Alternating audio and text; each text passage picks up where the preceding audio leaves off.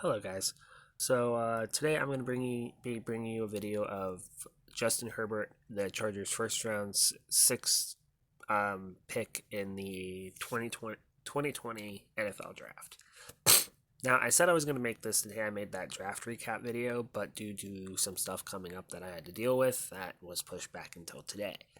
Now, luckily for me, I did do some research before the video just so I can get some pretty easy stuff out of the way. Like, as you guys can see, Justin Herbert's 6'6", 227 pounds, right? Philip Rivers was only a pound heavier and an inch shorter than Justin Herbert, roughly, right? So in terms of stature and like game planning around the physicality or what your quarterback looks like or whatever, Chargers don't really have to do much on that aspect because Justin Herbert's not that different. Now, in this video, I'll also be talking about Tyrod Taylor a little bit and, basically comparing the two quarterbacks. So, stats-wise,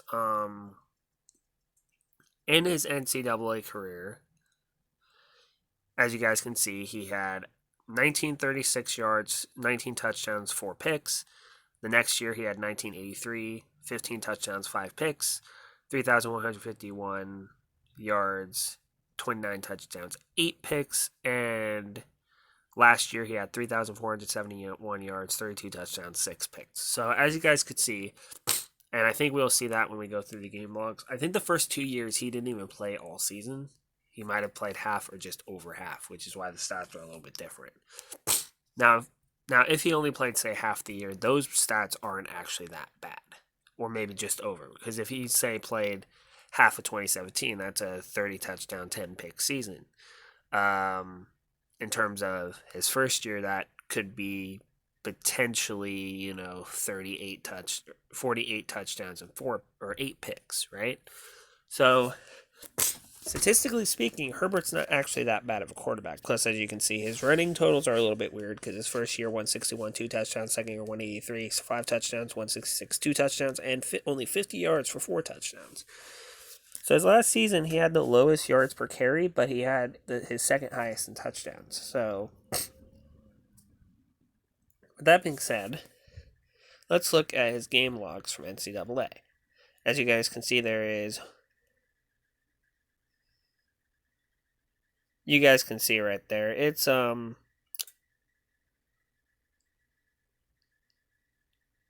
he had 13 games last year. I believe there's only 12 in an actual season. So, in terms of his regular season record, he was 10-2.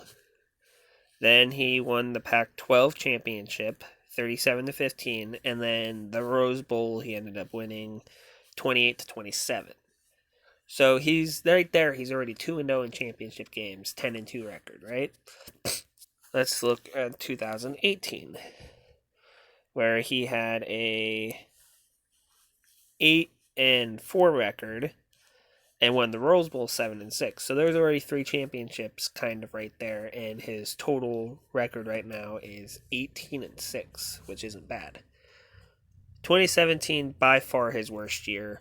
But like I said, it looks like, because there's only 7 games here, it looked like he basically only played a little over half the games and went 6-1 and lost in the Las Vegas Bowl 38-28. So this being his worst year in terms of losing a championship, I believe he's now 24-7 or something like that. So not actually that bad, right? 3-1 in championships. And then his first year, which is where I believe was actually not even his worst year statistically, his team, with him as a starter, went 2-6. So that's his worst season in general. But as you can tell, he's not that bad of a quarterback. Considering 3 out of 4 years he was in championship games, and he won 3 of the 4 games he participated in. So I think he is a great choice at quarterback. But now let's talk about Tyrod Taylor a little bit, shall we? So Tyrod, statistically speaking, right? Tyrod's 6'1". Tyrod's 6'1", right? So that already puts him 5 inches shorter than Justin Herbert, and 4 inches shorter than Philip Rivers. So this would have to make them. Plus, Tyrod, I think, is, though a dual threat, does run around a bit more than Rivers did, and I think he might run as much as Herbert does. So in terms of that, there's going to be that slight difference. But with Tyrod being shorter, the linemen, depending on how tall they are, might play a factor in how well he throws the ball. But Tyrod, in terms of stats, his 3 years as an actual starter that he played most of the games, if not all of them, were in Buffalo.